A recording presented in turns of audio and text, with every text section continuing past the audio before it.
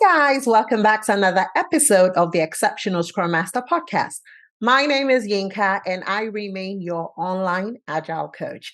Now, in today's episode, I want to share tips on common mistakes that I see many applicants making during the interview. And it is my goal that at the end of today's episode, you are better informed and you're better prepared for your next Scrum Master interview. Now, let's go. The very first mistake that I see many Scrum Masters making when they show up for an interview is definitely giving the signal that they are not prepared. And it shows even from your composure. So let's assume that you have been invited to a remote interview and clearly you're going to be having that interview over a Zoom call or over a Teams meeting. It is very important that you as an individual show up early for that call. Now, when you show up early, it's not just because, hey, you want to show like somebody who is, eager for the interview. It's also to give you time to be able to ensure that your tools are working, right? So for example, is your Zoom connected? Can you connect to that Zoom call? Is your Teams working? Have you tried your video? Is it functioning? Do you have good lighting that will be able to reflect your face properly? All of those things matter. I've been in interviews where, the applicant showed up possibly about 3 to 4 minutes late, and we were already on the call waiting. And when that person joined the call, the person was like, hey, I'm so sorry. My internet was not connecting. I couldn't find XYZ. So you already come across as somebody who was not prepared, because what stops you from trying to join the call at least 10 minutes ahead so that you can ensure that these tools are working and doing exactly what they're supposed to do. Now, that aside, let's assume that, technology did its own thing on that day. We couldn't, control that, and that happened. Now you show up for that interview. You clearly know that you have an interview, right? Nobody's going to give you an interview, like call you for an interview today and say, hey, in the next 30 minutes, show up. That's not really how it happens. And even if maybe a recruiter calls you and says, hey, can you show up in the next 30 minutes? It's okay for you to say no if you feel like you're not ready. Because what's the point of you saying yes and then you show up to an interview and you're not prepared and you still don't get the job? Please always remember that you have some type of control and you can always determine when that interview should happen. So if you feel like that interview is too short, ask for another time so that you can then prepare yourself and show up like you ought to be, which then increases your chances of getting that job. Okay? So now you show up to an interview. This is a remote call. You've gone through your Zoom to ensure that I can see you clearly. I have been in some interviews that I could only see the person's head. Like, really? Now, sometimes we might not know how to position these cameras, but it's important for us to test out these things so that we know for sure that at least you can see my head to at least my chest level. So that way I'm able to see how you talk and how you communicate. Imagine on this video, all you can see is like my head and it's like, it's like this. How does it look like? I'm talking to you like this. I don't feel like I still look better because I can see myself. So it feels like you can still see a part of me. But I mean, that feels really weird, right? You want to be able to sit in a position where I can see a good amount of your body, and then I can see your movements, I can see the passion, and then we can have that good conversation. So please, even as little as these things look, it's very important that you pay attention to these things. Check the position of your camera. This is not an interview for me. This is a YouTube video. And yet I still take that time to ensure that my camera is right, to ensure you can see me clearly so that it's easier for you to be able to listen to what I have to say. The same thing applies even in the world of interviews. Now that we're having this remote interviews. So take that time to ensure that your camera is well positioned so that I can see you clearly. Okay? Now, you show up for that interview. Many times, your confidence will start speaking even from the way you sit, the way you introduce yourself, and the way you talk in general. So it's very important that you are aware of your surrounding, okay? You don't want to be on camera, you're slouching, you're moving around. I've been in interviews where I've seen the applicant just like sway back and forth. I don't know whether that person was anxious, but you can just imagine I'm talking to you and I'm just moving left and right like this. It's very distracting. You want to remove every form of distraction around you. So pay attention to these things. Sometimes we just think, oh, it's what we're going to say that matters. How we say matters, the way we look also matters. So we want to be sure that we are showing up as the best version of ourselves. So please get rid of every distraction around you. I've also been in interviews where we will be talking to the applicant and the applicant is looking to the left or looking to the right. It's very distracting because when you do that, the feeling I get is you're reading something from somewhere. And it might not be the case, right? But that's what I get from you, looking this way. And meanwhile, your camera is this way. So even if you want to have your cheat sheets, right?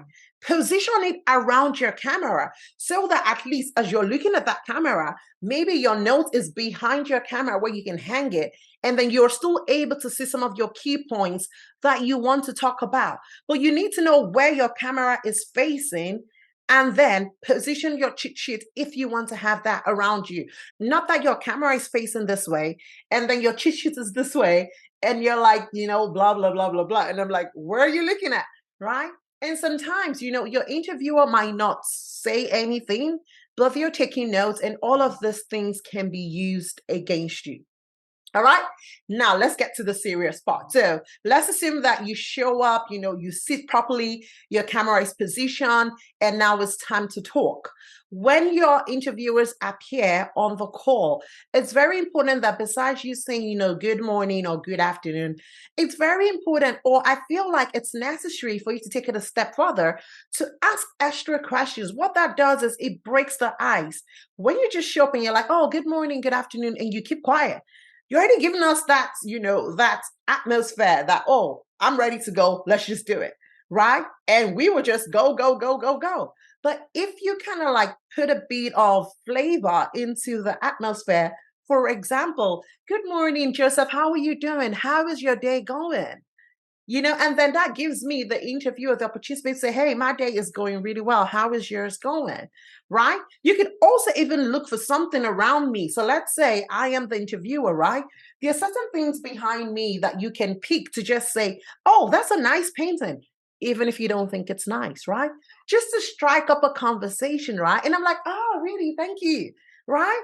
And that way you get me to smile. All of these things just helps the communication. It lightens up the communication and it makes things go even smoother, right? You don't have to definitely spend a whole minute or two talking about all of my surrounding. It's just for you to break the ice so that way I can smile and then get started with my day. Now, we definitely know that half of the time we're going to ask you to tell us about yourself. And I feel like most interviewers, we do this as a way to just kind of break the ice so that way we can learn about you and then start asking you questions. There is no reason why you should not be prepared ahead of time.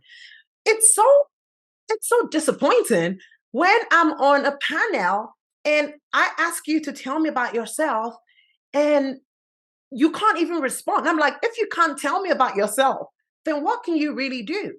And it's not the fact that you can't do certain things. It's the fact that you're not projecting yourself really well because you are one person that knows yourself the most. So why are you not telling your story really well? Why are you fidgeting? Why are you going around in circles? Why is your message not coming across? Those are the things that you have to pay attention to.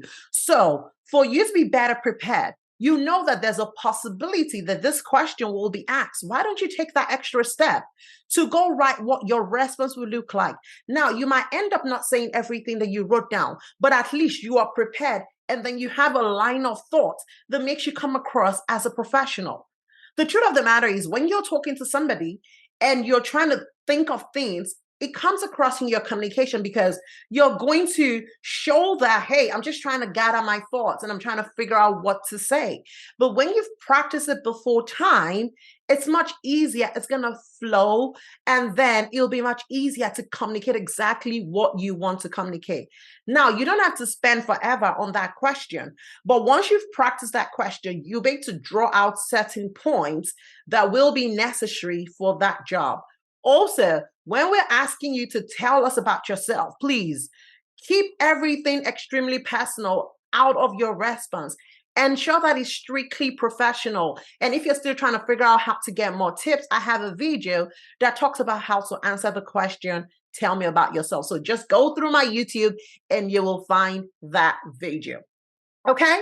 So you have to be prepared, because when you're not prepared, it shows in your conversation. Now, another mistake that I see a lot of applicants making is not showing, confidence. Many times, I get it, sometimes you are anxious and all of that kind of stuff. That should not stop you from being confident, right? And for you to be confident, you have to be knowledgeable about what you're being interviewed for, right? Because that's going to help you, because many times the question that they get to ask you, you will be able to respond to it, right? So clearly you want to spend time understanding, the concepts of Agile, because clearly that's what you're going to be interviewed on. However, you still have to be confident even in the way you speak. There is a way you can speak that would make me assume that you're unsure. And there is a way that you're going to speak that will make me assume that you really know what you are saying, and you really know what you are doing. It's all about the way we speak. How confident are you when you're responding to the questions? What are the kind of words that you're using? Are you using words that are, I think, or, words that make you look unsure of yourself? It's very, very important. Please show up as a confident person. Even sometimes when we ask you questions and you're not very sure, I always tell people this. Many things in Agile are common sense. So at the end of the day, if you're not very sure, just think about what you would do on a good day and just take that approach and answer that question, right? Don't go bland. Don't be numb. Don't say, I don't know, right? All of those factors would reduce your chances of getting the job. Because when you say, I don't know, to me, you've given up. You're not trying hard enough, because you can think even further and come up with a response rather than just flat out say that you don't know. So please, spend time reading and understanding and knowing, the concepts. However, when you're faced with a question that you're not really sure of, still give it a go, give it a try, and stay confident. You will be shocked that the person that you're even interviewing might not even have a clue. And at the end of the day, if what she said makes sense, then it does make sense, right? Now, imagine if I'm, maybe somebody who is not aware about Agile is listening to this video. Even before they try to dissect what I'm talking about, my approach, the way I'm talking already shows that I'm confident. And you who is watching me feels like, oh, this girl knows so much about this concept.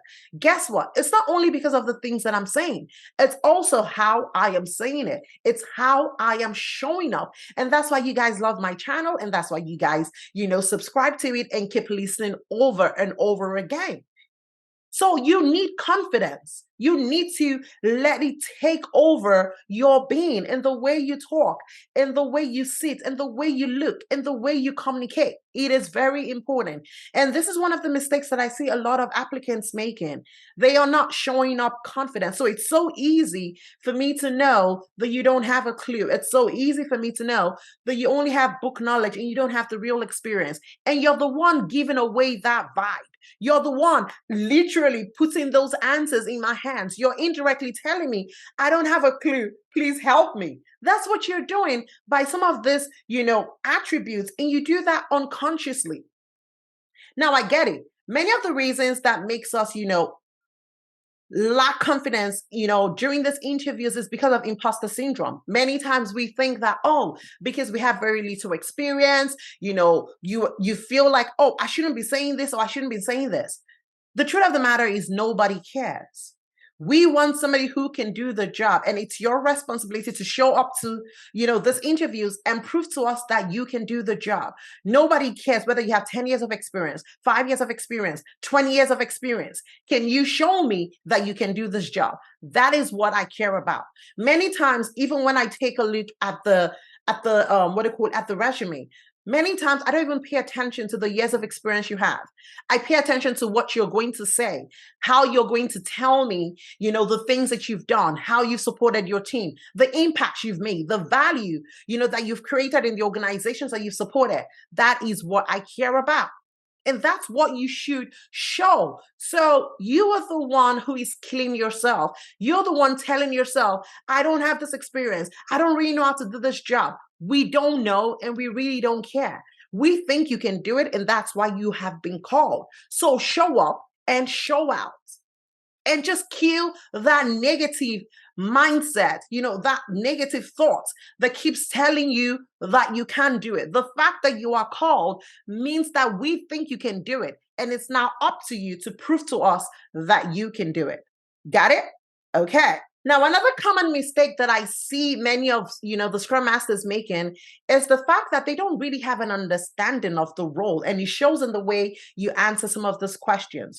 You need to understand that a Scrum Master role is a servant leadership role. This is a role where you're going to be helping your team, supporting your teams to achieve the objectives. What does this mean? It means that you're in a position where you're going to be coaching, mentoring, teaching. You are going to be doing things that will enable other people to achieve their goals. What does this tell you? It means that all of your questions are going to be scenario-based questions. What will you do in this situation? How would you handle this situation? If this stuff happened, what would you do about it? That is the kind of role that you're in. And it's important that you know that kind of role so that you can prep yourself. Nobody's going to ask you what is Scrum. Nobody's going to ask you what is Kanban. They're going to ask you how you use the tools, how you use the practices to help your team achieve success. So definitely, you need to have scenario-based answers. If I ask you, what would you do in a situation if your team is not doing X? You need to come back and tell me how you've done it before and how you would do it now. That is how you show the experience that you have. So it's one thing for you to have the knowledge. You then have to figure out, how do I translate my knowledge into real life situations? What would I do if my team is not showing up for meetings? What would I do if my team members are not completing the work that they pull into the sprint? What would I do? You've got to figure out those type of scenarios. So you need to understand definitely the knowledge and the concepts. What are these meetings? So if they don't show up, what is the consequences? How can I then coach my team to do exactly what they need in order to achieve the goal that they desire? These are all scenario-based questions. So you have to prep yourself. And every time you come across a concept, you have to figure out, how will I use this concept? What will I do with this concept? How will I use this practice to enhance my team and make them more effective? That is the role you're in. And the more you understand that role, it will guide you on how to answer questions. Now, one final reason that I like to drop before I end today's episode is sometimes I see Scrum Masters using the word we in interviews. And when you use the word we, it gives you a way, right on the spot that you're not very experienced, because there are certain scenarios where you would have to do something. It's not a team effort, right? So why are you using we? So for example, let's say I ask you, okay, let's assume that your team don't like to show up for meetings. What would you do about it? And you're like, oh, what we do? Then it's clear that you're not the one doing the job. And that's why you're just hiding under the pretense of we. If you did it, right? You would say, hey, this is what I would have done in this situation because this is what I've done in the past. Because naturally, there are certain things that Scrum Masters, take responsibility for, and they do it, and it's not a we situation. So when you're using we, it's because you've heard other people, talk about it, but you've not embraced their story as your story. And so you come up and show up in those interviews and you're using the word we. Nah, it's I. There are certain things that you did to support your team. Your team is we, but certain things that you've got to do is an I thing. So please be very careful of the language that you're using so that you come across as someone who is truly experienced.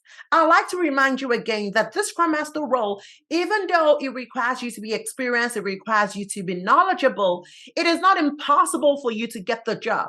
I have worked with Scrum Masters who, they were new to this role and they've become truly exceptional in that role. So it's not impossible for you to walk into this role and excel in this role. We that are in this role, we don't have two heads. We're not, the best people on the planet. We have just taken our time to learn, grow, just gain that experience and become exceptional in that role.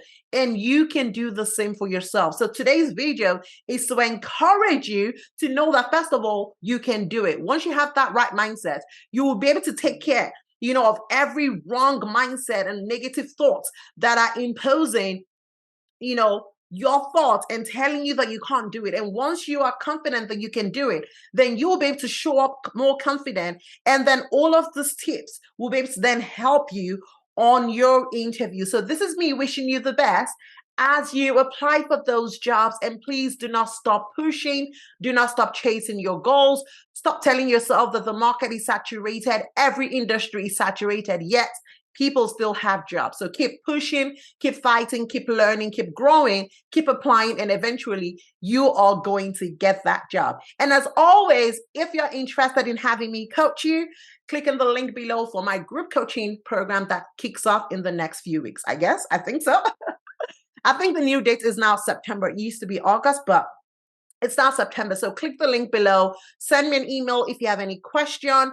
And if you're looking for an Agile community where you can grow and learn every day, then I'd like to recommend my Inner Circle Agile community. And it's one community where we grow, we learn, and we become exceptional. So click the link in the description for more information. Thank you guys so much. And I cannot wait to catch you in my next episode. Bye for now.